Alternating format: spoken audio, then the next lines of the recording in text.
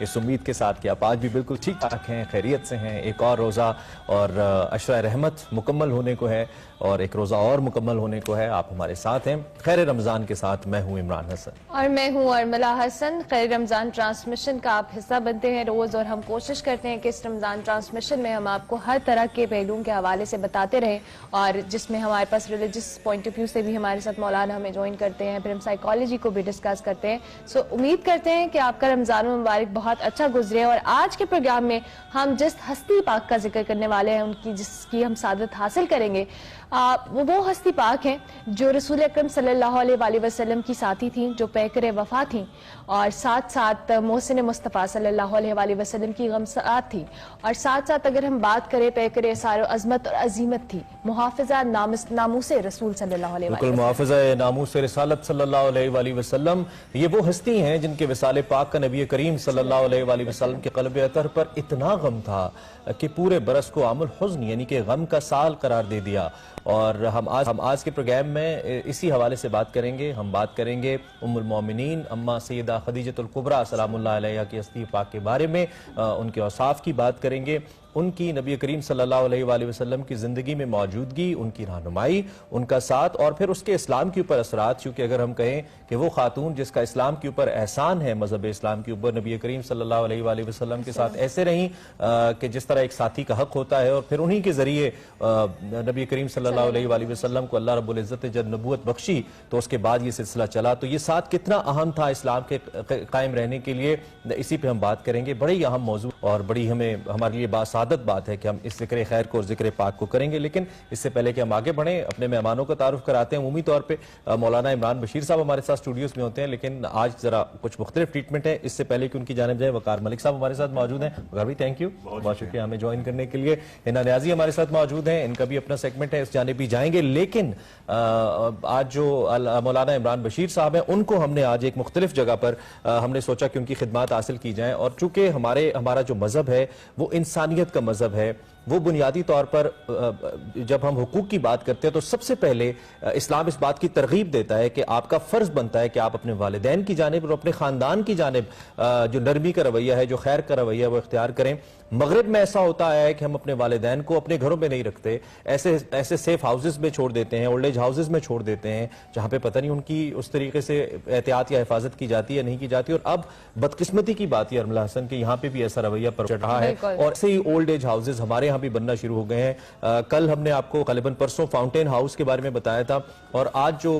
علامہ عمران بشیر صاحب ہے وہ عافیت میں موجود ہے، جو کہ اسی طرح کا اولڈ ایج ہاؤس۔ بالکل، اولڈ ایج ہوم کی ہم بات کرتے ہیں تو وہی بات جس طرح سے مغرب میں یہ کانسیپٹ تھا کہ والدین کو گھروں میں نہیں رکھا جاتا، یہ بچے پریفر نہیں کرتے کہ وہ اپنے والدین کے ساتھ رہیں، لیکن انفارچونیٹلی ہمارا جہاں پہ ہم اسلامی ملک کہتے ہیں، جس مذہب کی ہم بات کرتے ہیں، انسانیت کا مذہب ہے، جس میں والدین کا مقام و مرتبہ اتنا بلند ہے، لیکن انفارچونیٹلی ہماری سوسائٹی میں بھی ایسے بہت سارے واقعات ہمارے روز اپنے ارد گرد دیکھتے ہیں جہاں پہ والدین اس عمر میں آ کے، جس عمر میں ان کو سب سے زیادہ اپنی اولاد کی ضرورت ہوتی ہے، جس اولاد کے لیے وہ ساری زندگی تگ و دو کرتے ہیں کہ ان کی نشو و نما کی جائے، ان کو پال پوس کے بڑا کیا جائے، ان کو ان کے پیروں پہ کھڑا کیا جائے، لیکن عمر کے اس حصے میں جب اولاد کو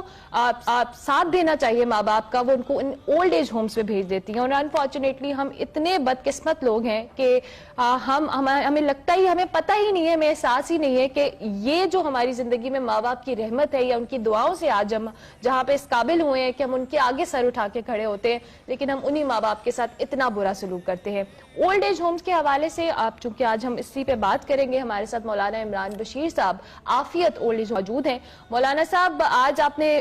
چونکہ آپ روز ہماری ٹرانسمیشن کا اسٹوڈیو میں حصہ بنتے ہیں، لیکن آج آپ ایک مختلف ذمہ داری نبھا رہے ہیں، میرے خیال سے آج ہم سب کے لیے بڑے آنر کی بات ہے کہ آپ اس وقت جہاں پر موجود ہیں اور جن لوگوں کے ساتھ، جن والدین کے ساتھ موجود ہیں، آپ کو خود بھی، آپ جب ان سے بات کر رہے ہوں گے آپ کو احساس ہو رہا ہوگا کہ ہم کتنے بدقسمت سوسائٹی ہے بیسیکلی۔ آج آپ وہاں پر کیا کرنے والے ہیں؟ افطار تو آپ کریں گے، ساتھ ساتھ دعا خیر بھی کریں گے، لیکن اس کے ساتھ ساتھ آپ جہاں پر اس وقت موجود ہیں، ہم چاہیں گے کہ کچھ آپ بھی نقشہ کھینچیں کہ آپ کے جن لوگوں سے ملاقات ہوئی ان کے کیا تاثرات ہیں یا وہ کس طرح سے زندگی بسر کر رہے ہیں۔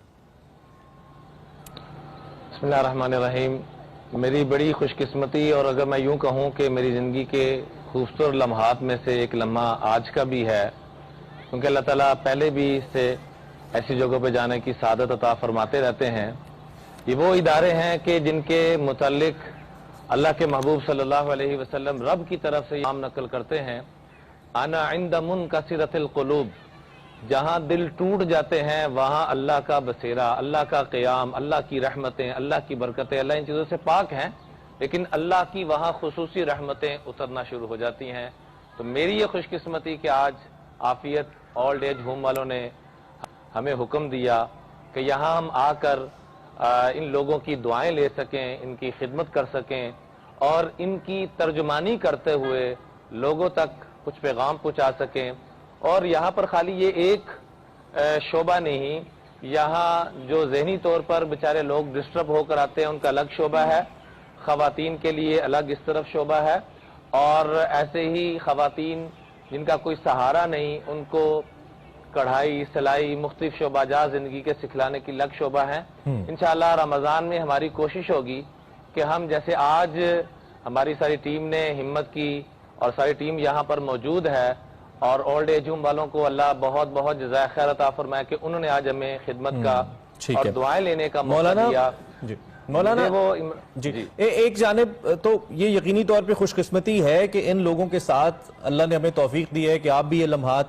بانٹیں اور ہم بھی بانٹیں، لیکن دوسری جانب میرے لحاظ سے خوش قسمتی سے زیادہ لمحہ فکریہ ہے کہ ایسے لمحات کیوں آ گئے، ایسا مقام کیوں آ گیا ہماری سوسائٹی کے اندر کہ ہم پہ اپنے والدین جنہوں نے ہمیں جنا، جنہوں نے ہمیں پیدا کیا، جنہوں نے ہمیں بولنا اور چلنا سکھایا، ہم انہی پہ بوجھ بن گئے اور ہم انہیں ہی 2 وقت کی روٹی نہیں کھلا سکتے یا ایک چھت نہیں دے سکتے، جو اس ماں کو چھت نہیں دے سکتے، جو ماں خود گیلے پہ سو کر سردیوں کے اندر ہمیں خشک پہ سلاتی رہی، آج وہی ماں ہمارے لیے بوجھ بن گئی۔ اور ایسے ایسے کیسز سامنے آتے ہیں کہ جس میں والدین کو اس عمر میں پہنچ کر مار دیا جاتا ہے کیونکہ ان کا بوجھ برداشت نہیں ہوتا، یہ حقائق بیان کرنا شروع کریں تو شاید کلیجہ منہ کو آتا ہے۔ ایک جانب یہ خوش قسمتی تو ہے کہ ان لوگوں کے ساتھ ہم موجود ہیں، خدمت کریں، لیکن لمحہ فکریہ بھی ہے مولانا، اس پہ کیا کہیں گے؟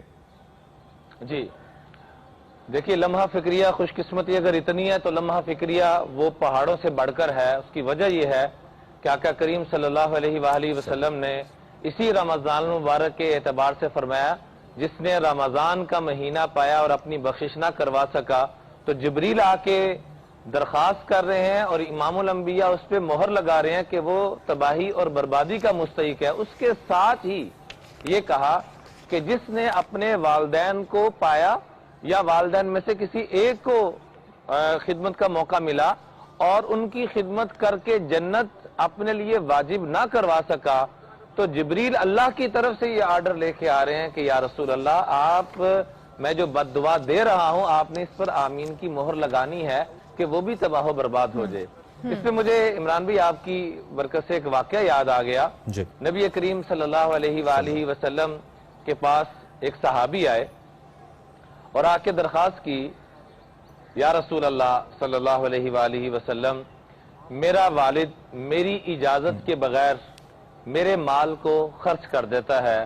آپ نے فرمایا اپنے والد کو بلاؤ۔ جب والد کو پتہ لگا کہ میری شکایت امام الانبیاء کو لگائی گئی ہے تو آنکھوں سے نمی اور ان کے اوپر زمین تنگ پڑنا شروع ہوگی کہ میری شکایت آقا تک پہنچ گئی۔ راستے میں آتے ہوئے رب کے ساتھ جیسے انسان اکیلے میں باتیں کرتا ہے، یوں باتیں کرتے کرتے اللہ کے محبوب کے پاس جب پہنچے تو آپ نے فرمایا کہ آپ کا مدعا بعد میں سنیں گے، پہلے یہ بتائیں کہ وہ اشعار، وہ دکھڑا جو آپ کے دل کے اندر پیدا ہوا اور آپ نے جو اپنے آپ سے باتیں کی وہ ذرا ہمیں سنائیں۔ رب نے مجھے وہ بھی سنا دیے۔ تو بڑے حیران ہوئے کہ یا رسول اللہ، وہ تو میرے کانوں نے بھی نہیں سنے، آپ کو رب نے وہ بھی سنا دیے؟ کہ ہاں، رب نے مجھے وہ بھی سنا دیا۔ جب انہوں نے اشعار پڑھنا شروع کیے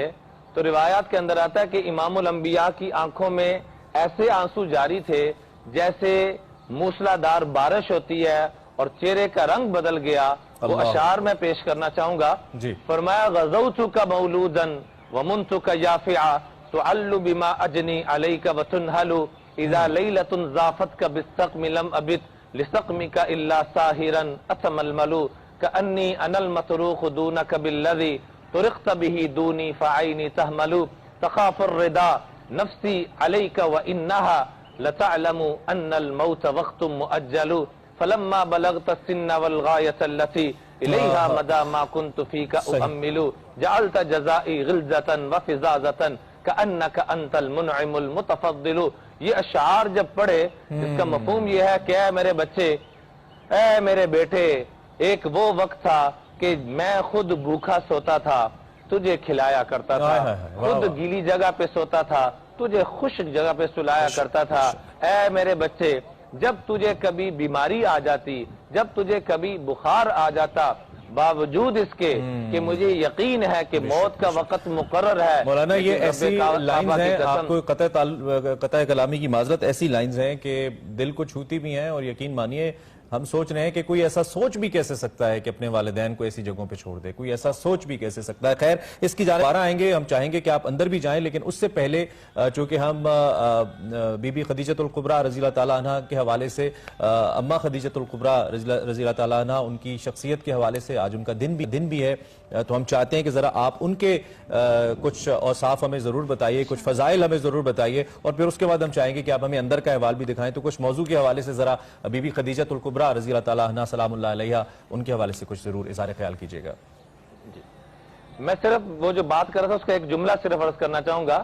کہ باپ نے یہ کہا کہ اے میرے بیٹے، باوجود اس کے کہ مجھے پتہ ہے موت کا وقت مقرر ہے، لیکن اے میرے بیٹے، جب تو بیمار ہوتا تھا میرا کلیجہ منہ کو آ جاتا تھا. یعنی جو اولاد کو باپ کے مرنے پہ تکلیف ہوتی ہے، باپ کو اپنے بچے کی ہر بیماری پہ وہ تکلیف ہو رہی ہے. اور کہا میں امیدیں کرتا رہا کہ میرا بیٹا کب بڑا ہوگا، اور جب تو جوان ہوا تو میرے ساتھ ہی مقابلے میں آ گیا، ایک پڑوسی کا تو حق ادا کر دیتا. امام الانبیاء نے یہ سن کر اس نوجوان کا گریبان پکڑا. اللہ کے محبوب نے کبھی کسی کا گریبان نہیں پکڑا. جنہوں نے اپنے والدین کو یہاں پہنچایا ہوا ہے، خیال رکھیں کہ وہاں چھوٹی سی بات پہ گریبان پکڑا جا رہا ہے. ہم نے تو والدین کو گناہ سے نکال دیا، کل قیامت میں اللہ کے محبوب نے اگر ناراض ہوگے تو کدھر جائیں گے؟ اور میں درخواست کروں گا کہ خدا را اس کی طرف ہم توجہ دیں. باقی انشاءاللہ اندر جا کے اس کے متعلق بات کریں گے. اماں خدیجہ کے حوالے سے میں کچھ گزارش عرض کرنا چاہوں گا، ساتھ ساتھ اندر چلتے ہیں. اور ساتھ اماں خدیجہ، کیونکہ یہاں بھی ہماری مائیں موجود ہیں، اللہ پاک ان ماؤں کو خوشیاں عطا فرمائے. مولانا صاحب آپ اندر چلیں، ہم پھر آپ سے رابطہ کرتے ہیں اور دوبارہ سے آپ سے اس موضوع کے حوالے سے بھی کامنٹ لیتے ہیں. ابھی ہمیں ایک بریک لینی ہے اور بریک کے بعد ہم واپس آئیں گے. خیر رمضان ٹرانسمیشن میں وقار احمد ملک بھی ہمارے ساتھ موجود ہیں. اوورآل سوسائٹی کا رویہ کیوں ہے اس طرح سے کہ وہ اپنے ماں باپ کو گھروں سے نکال دیتے ہیں، اولڈ ایج ہومز میں بھیج دیتے ہیں؟ کیا ایسی مجبوری ہے، کیا ایسی سائیکی ہے؟ اس پہ اب ڈیٹیل بات کریں گے. ابھی ایک وقت ہوا ایک بریک کا، ملتے ہیں بریک کے بعد. آپ دیکھتے رہیے خیر رمضان.